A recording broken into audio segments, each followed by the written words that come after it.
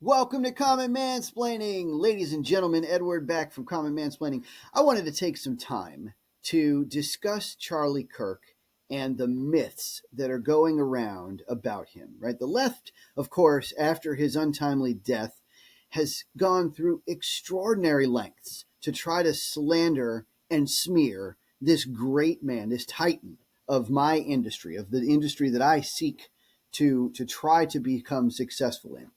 And there's a lot of misinformation going around. I hate to use that word misinformation because it's a word that's like overused by the left, but there's a ton of it going around. A lot of smearing, a lot of slandering, and it's usually like the same 6 to 8 very bad, non-contextual quotes that are taught about Charlie Kirk to try to depict a different version of him than the Charlie Kirk that is actually existent, right? Now, I'm going to tell you, spoiler alert, Charlie Kirk is not racist. He's not fascist. He's not homophobic. He's not transphobic. He's not a bigot. He's not a misogynist. He's not a sexist. He's not a Nazi. He's not Hitler. He's not any of those things, right?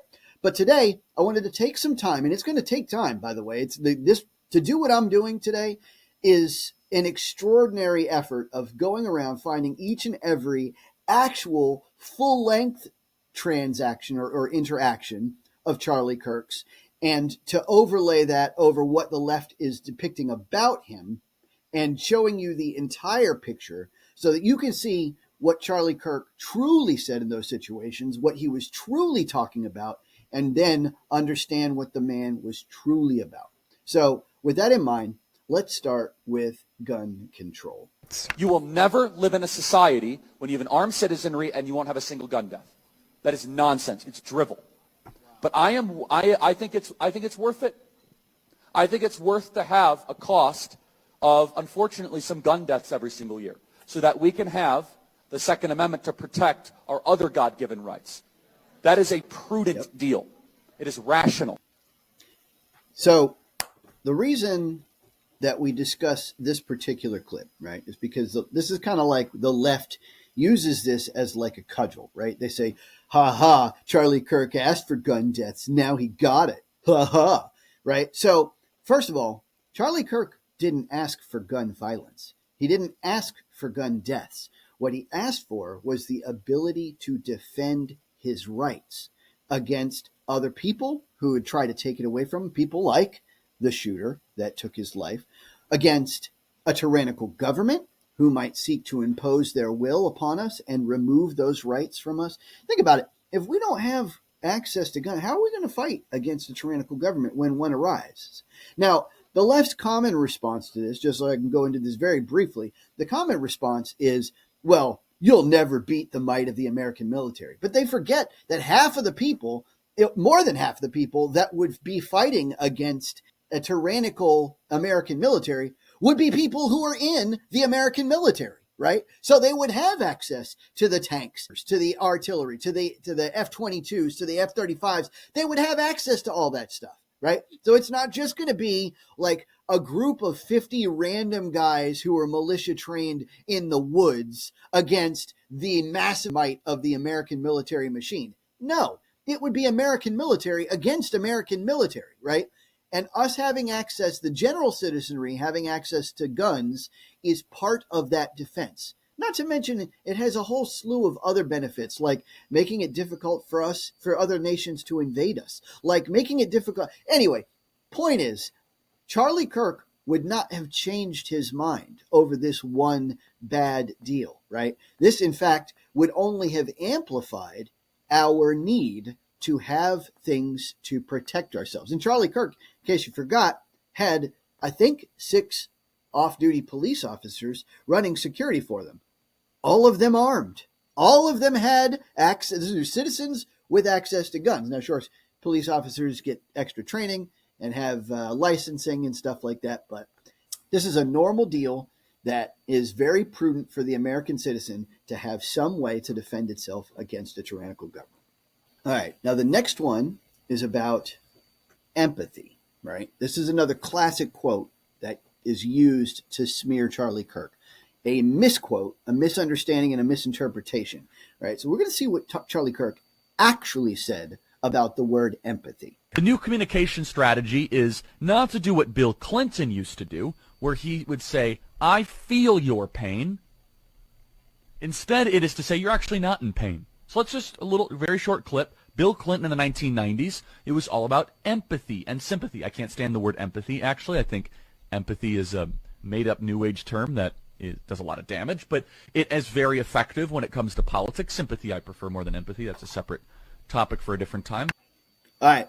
So the huge difference here, right, is that he's not saying he doesn't feel empathy for others. He's not saying that you shouldn't feel empathy for others. He's saying that the word empathy has been co-opted by the left and has been transformed into something that is no longer beneficial for American society, right? That's why he says he prefers the word sympathy to empathy, right? And there is a difference between those two words, but the difference is almost not even relevant. The point is that the American left, the liberals of the nation, have taken the word empathy and have transformed it into something that, one, only counts when they want it to count, right? For example, you don't see many liberals being empathetic about Charlie Kirk's death, do you? Number two, they've used the word in a way that excludes anything that resembles tough, what I would call tough love, right? So sometimes the empathetic thing to do is to let someone suffer through an experience so that they learn for themselves. I do it with my children all the time. There are many situations where one of my kids is about to experience the consequences of an error that they make. And yes, I could step in sometimes and fix it before it happens, but sometimes the right thing to do is to let it happen so that they learn the difference and they learn the consequences of their actions and they learn how to fix that mistake going forward, right?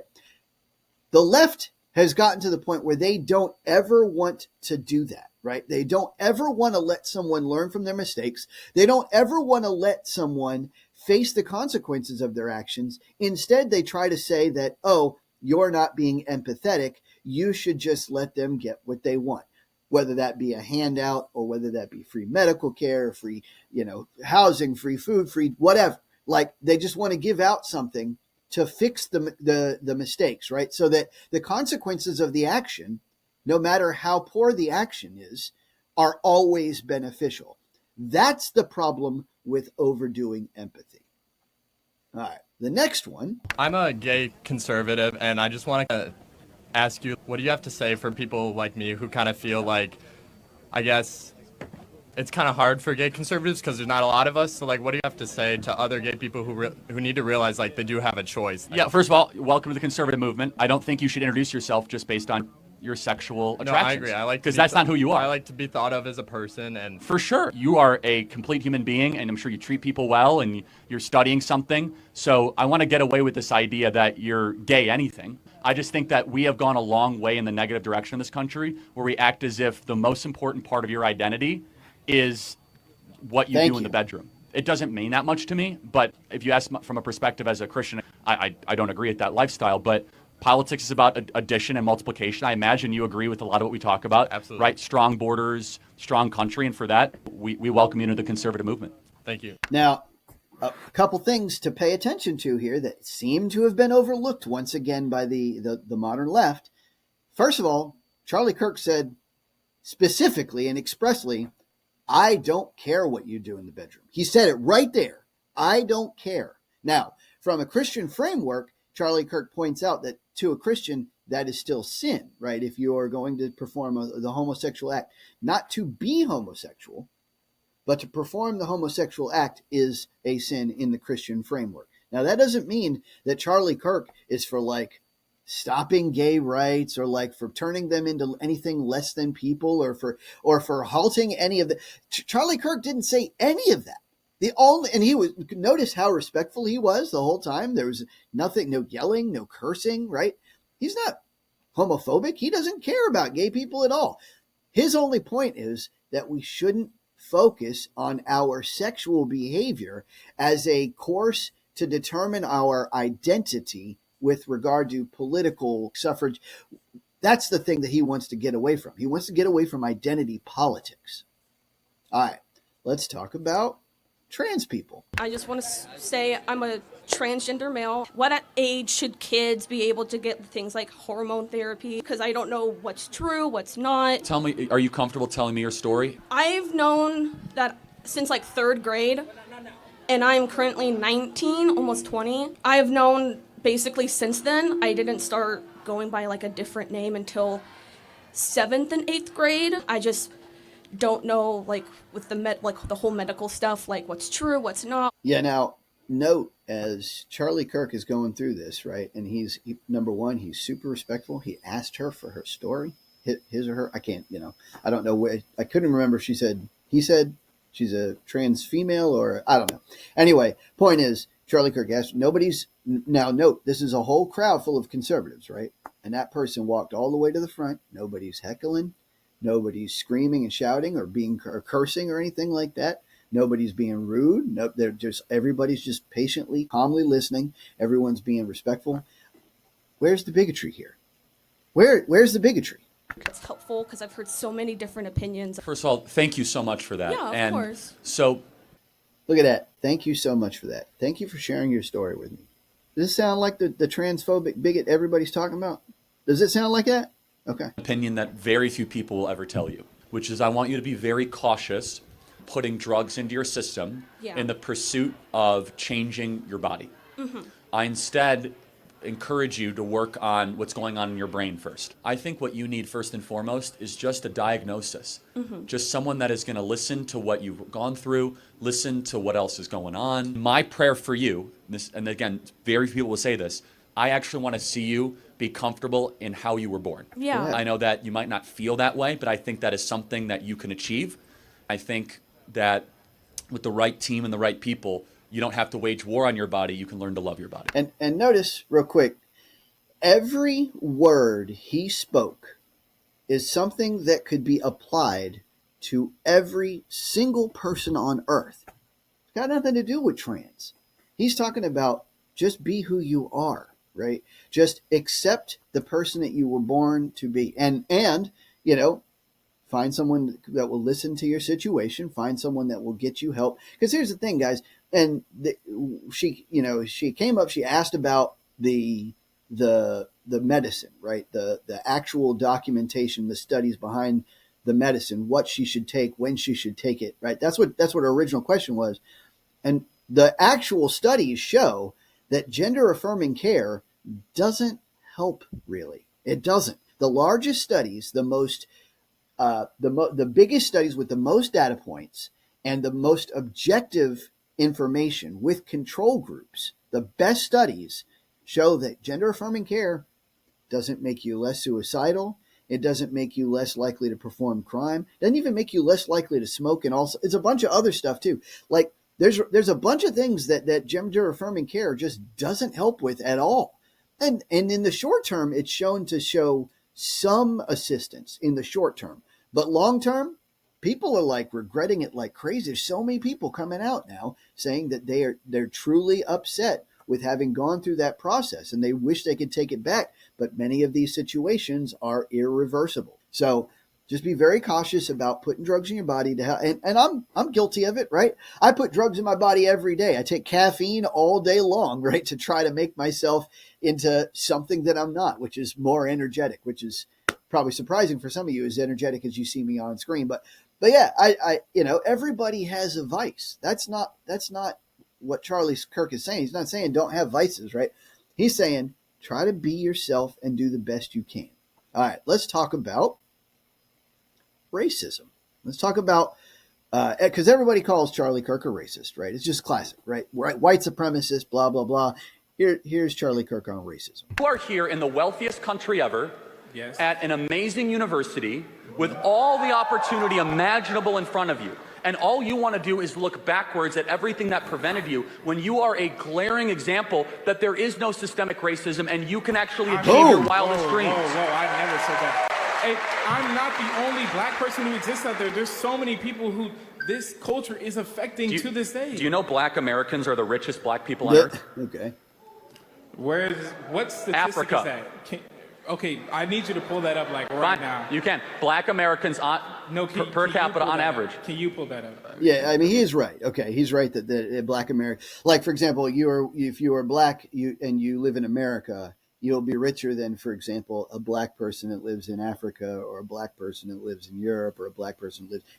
But yeah, I don't even know if that's really relevant. But yeah, I mean, none of this is racist, by the way.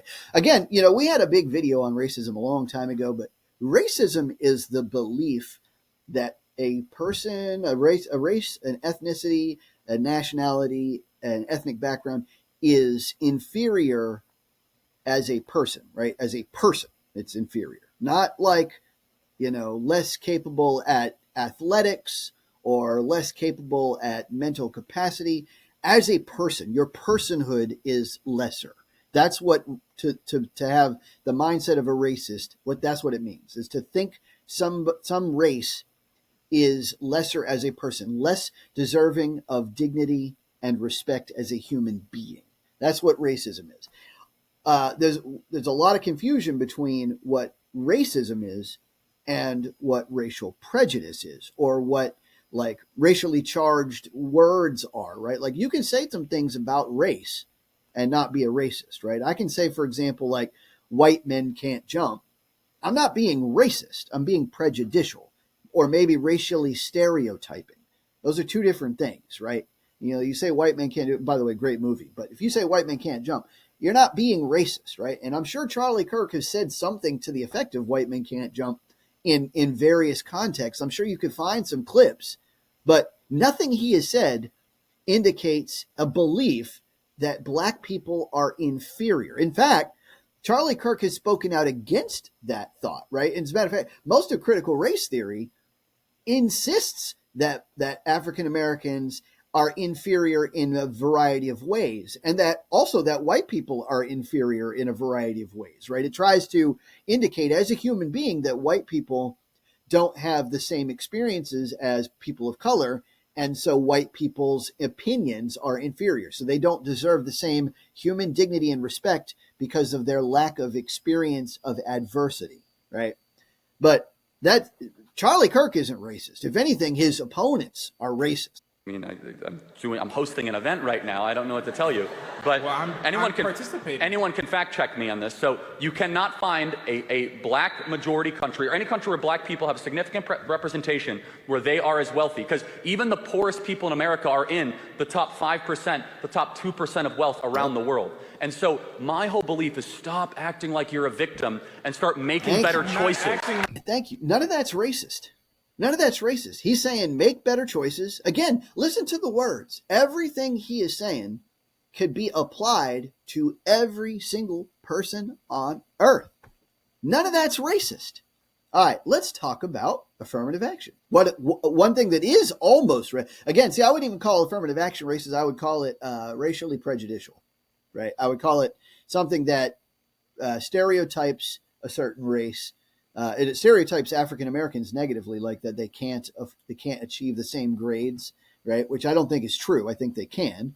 I think I've met plenty of African Americans that do great with academics. But yeah, so affirmative action could definitely be considered a type of racist policy because it imposes negative repercussions on a specific race. If you see a Black person in a position, or minority or whatever, the assumption is that person is not qualified, when literally, and you have to be qualified in order to even to get in that position. Well, so let's take college admissions.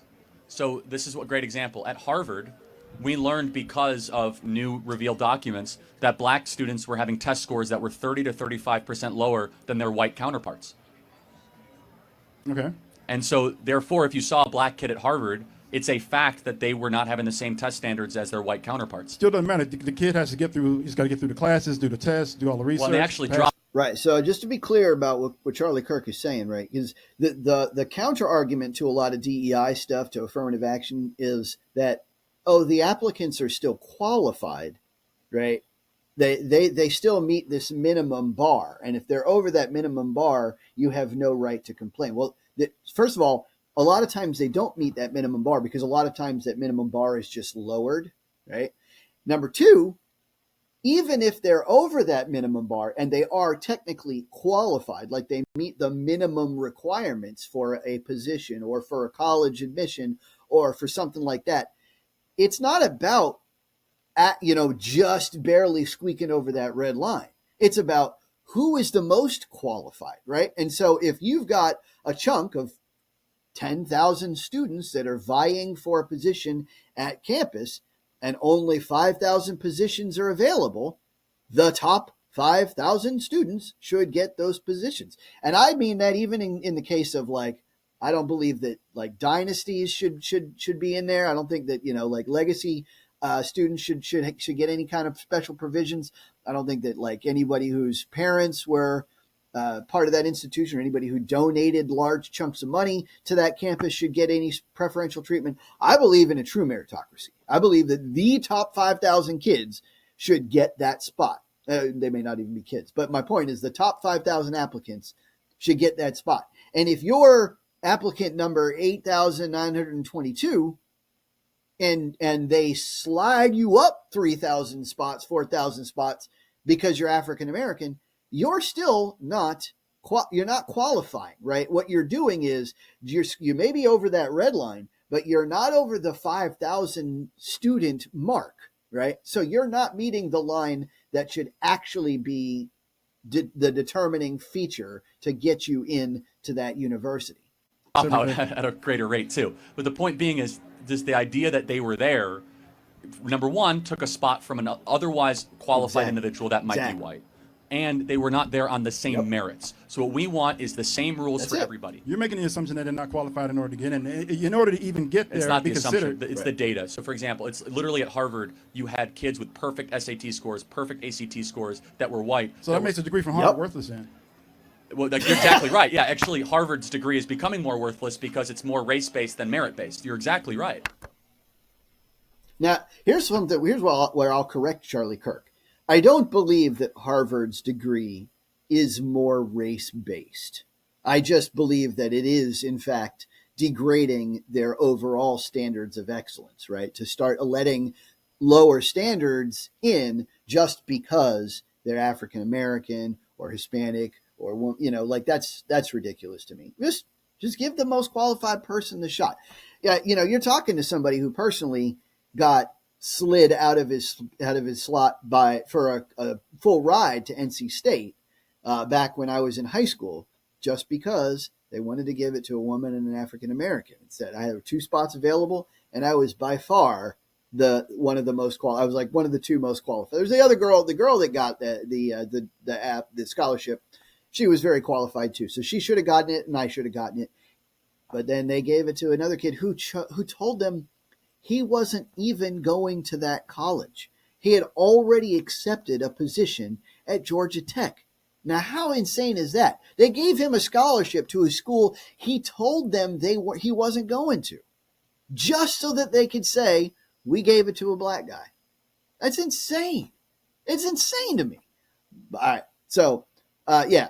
Affirmative action, definitely a racially prejudicial policy. Now, I wouldn't call it racist, but it is stereotype, right? It is prejudicial. It is racially charged in that it negatively impacts a particular race.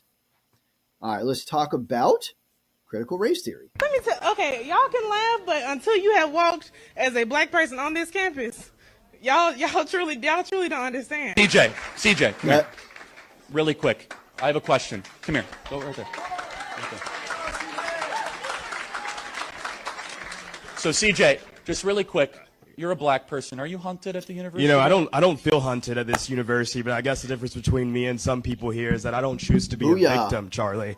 Which I think is the biggest problem we have here today are people who wake up every single day looking for a reason to be oppressed, looking for a reason to cry and make an excuse about why they're not in a position to go win. I don't see the color of my skin as a disability. I see it as simply an accessory that I couldn't control. I've been black all my life. I've been black today, and I'm thriving here. I think that's a roll tide right there, right? And so CJ, let me ask you, CRT, racist? It's not just racist. It's the exact iteration of white supremacy, just in reverse. Boom. I think it's important that we start teaching young people not to hate other people because of the color of their skin. We can teach black people to be proud of who they are without telling white people they should be ashamed of who they are. That's it. You know? Amen.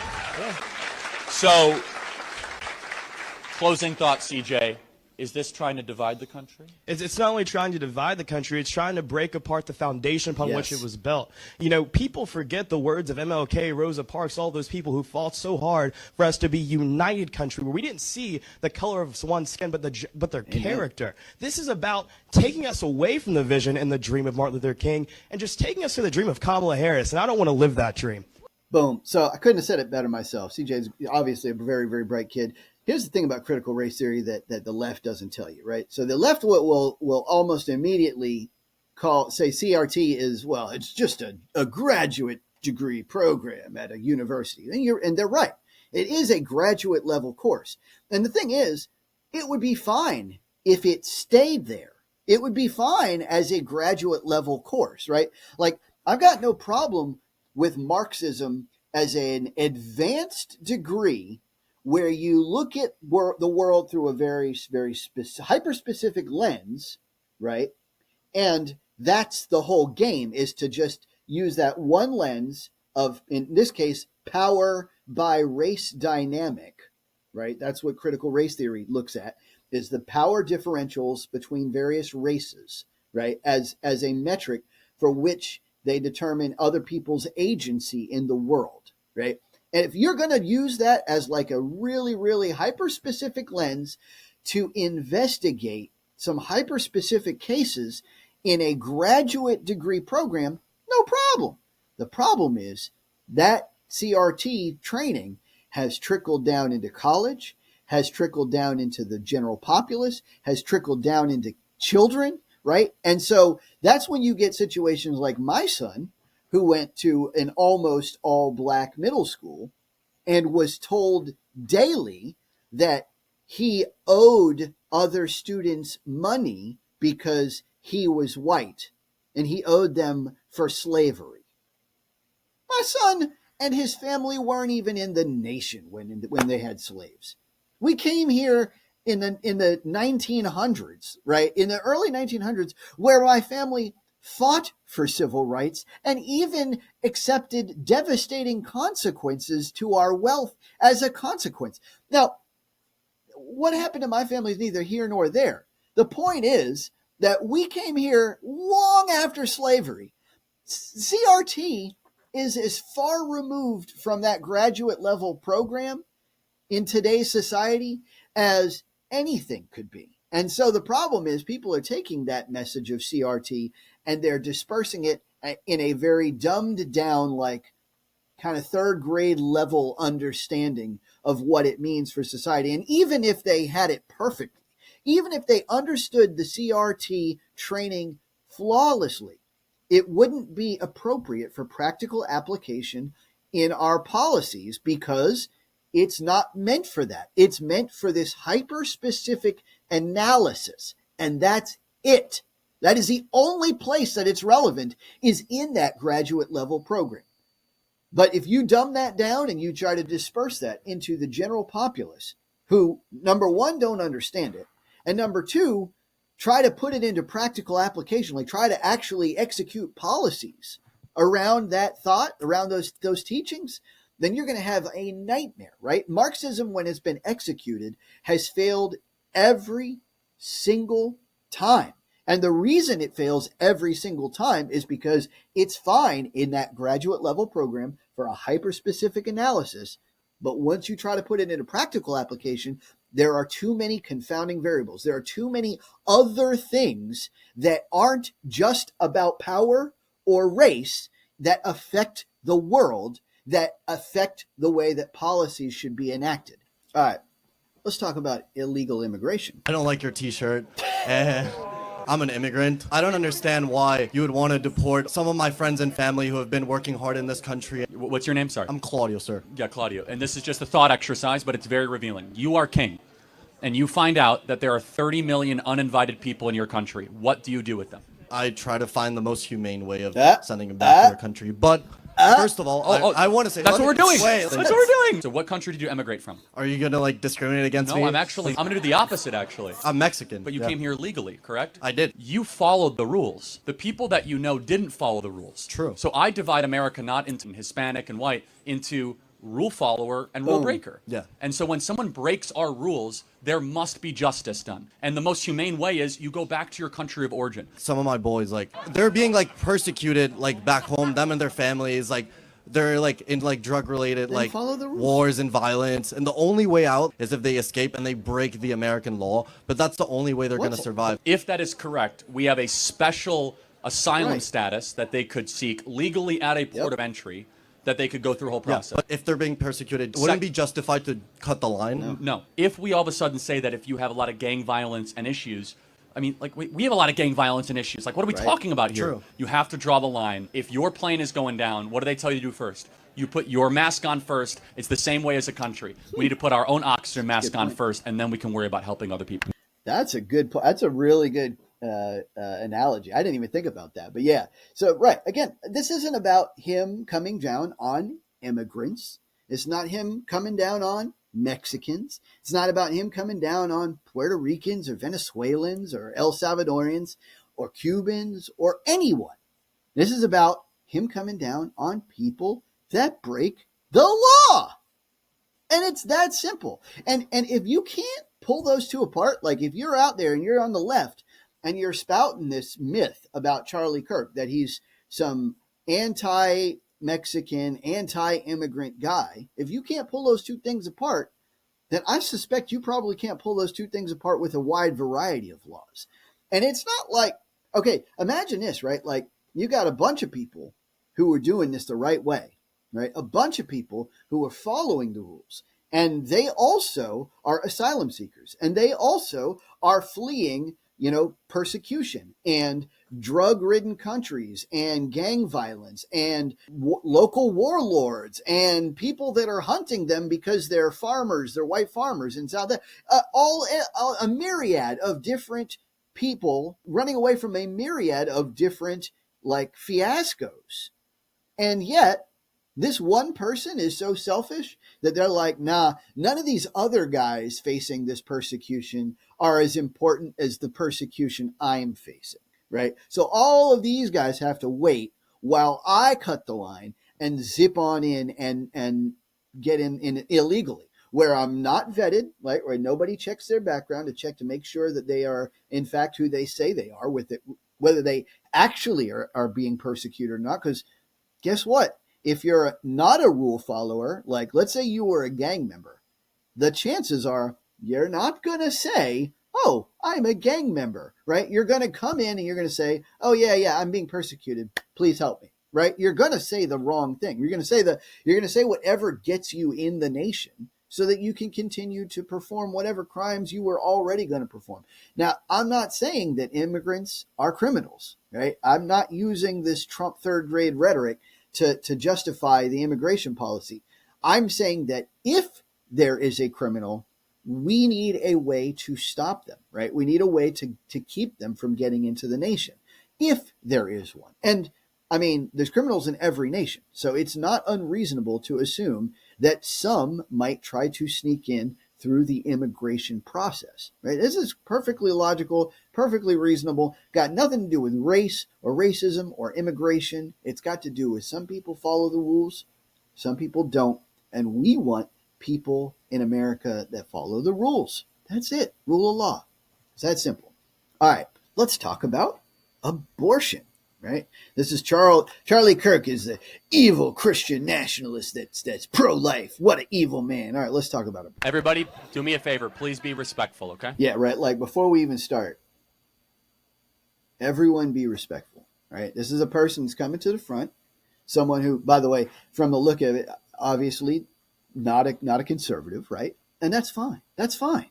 Right? And he said, everyone be respectful. Like literally coached his crowd into respect for this person. Before even knowing who she is, what her story is, coached his crowd into respect for this person. Hello. So I have a few leading questions before my main one, because I have to be honest, I don't really know that much about you. So would you say that By you're... the way, the fact that she even leads out like that, I can truly commend that approach. And I wish that more people on the left did that with regard to Charlie Kirk, right? Like she actually comes up to the mic and says, I don't know much about you, so tell me about yourself. Like, give me your stances on things. Rather than assuming, right, based on these 7 or 8 misquotes out of context, what Charlie Kirk is, do the work and find out about Charlie Kirk first. Then make your judgment. Very religious? I am religious. However, every one of my political positions is defensible from a non-religious perspective. Okay, great. So I was under the impression that your beliefs on abortion were stemming from your religious beliefs. Well, at the core, that is correct, but I can get that it is defensible from using reason and prudence, as I have done the last couple of Cool. So you're not trying to illegalize abortion based on the Bible? Well, no, not based on the Bible. My personal conviction comes from the Bible. I want to make abortion illegal because it is the only applicable extension of laws we already and standards we already have in the West. Correct. I'm sorry, can you maybe rephrase that? Eliminating abortion is the only logical step while we apply the standard we already have in this country to unborn life. So we have murder laws. Yes. Therefore, murder laws should apply to unborn life as it does to born life. Simple enough. Okay. So, again, reiterating, you're not trying to instate laws based on Christian beliefs because that would be unconstitutional, right? Well, not again, sort of, but no, I am not using scripture to defend my beliefs. However, my personal convictions start with scripture, but the political views that we're talking about here are all defensible using reason and Western tradition. Right. And so, yeah, at this point, it's important to note that we do, in fact, institute laws based on the Judeo-Christian value system, right? The reason that we have laws at all, like murder is wrong, theft is wrong, robbery, grand theft, all these things are wrong, is because we protect the life, liberty, and property of everyone, regardless of the circumstances, because of the Judeo-Christian value system, right? Because of a system that we have inherited. And no, it's not us implementing a religion. It's not like us enforcing a religion upon people, but it still stems from the Judeo-Christian foundation, right? And without that foundation, you probably wouldn't have laws at all. Like if you were to use the postmodernist concept of everything is morally subjective, it would be complicated, if not impossible, to defend any moral structure. Right? It would be complicated to say anything is wrong because anyone could say, well, under the right circumstances, for some people, they might feel it's right. You'd be like, well, okay, torture is wrong. Well, what if you're a sadist? Like that you have these ridiculous objections. This is why it's required in our society, for our society to function cohesively, it's required that we have some objective moral data set that we all kind of just agree to, whether we kind of want to or not, because it's just, we have to have a set that we all kind of agree to, which produces a cohesive. All right. So there you have it, guys. That's like, the 5 or 6 most popular. I mean, okay, there's a couple more, right? I'll just briefly go over them. The one where he talks about, the black pilot again. So when Charlie Kirk says, if I see a black pilot, I'm going to worry about whether or not they're qualified.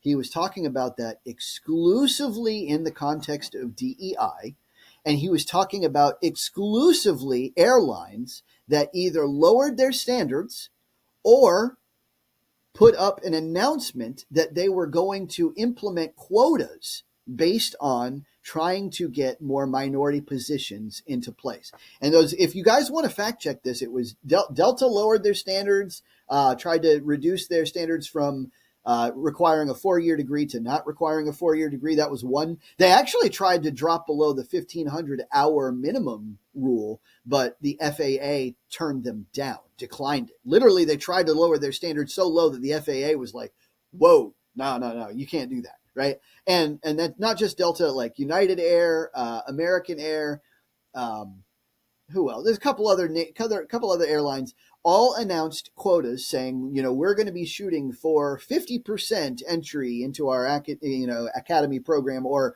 50% needs to be people of color, or something like that. And here's the thing: if you're going to go out of your way to state that you're dropping standards and that you're requiring a quota, then again, like we talked earlier in the video, if you've got this sequence of slots available and you want the top X people who are qualified to achieve those slots, and you're trying to make it 50%, what happens if this isn't naturally 50% of the type of person you want?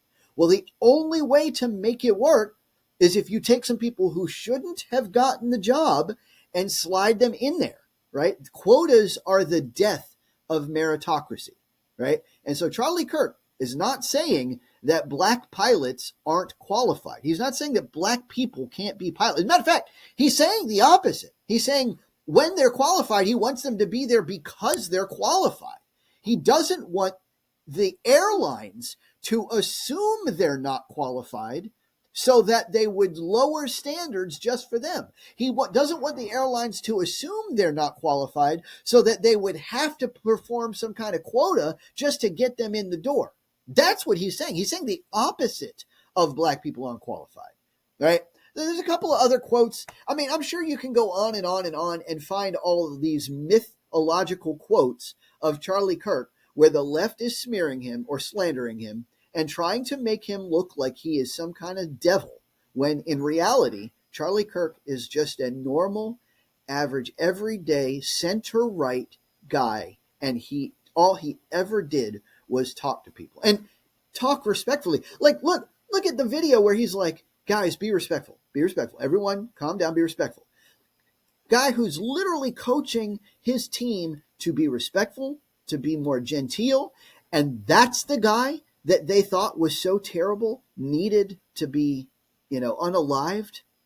I will never understand the horrible, horrible tragedy that just took place. We'll never understand it.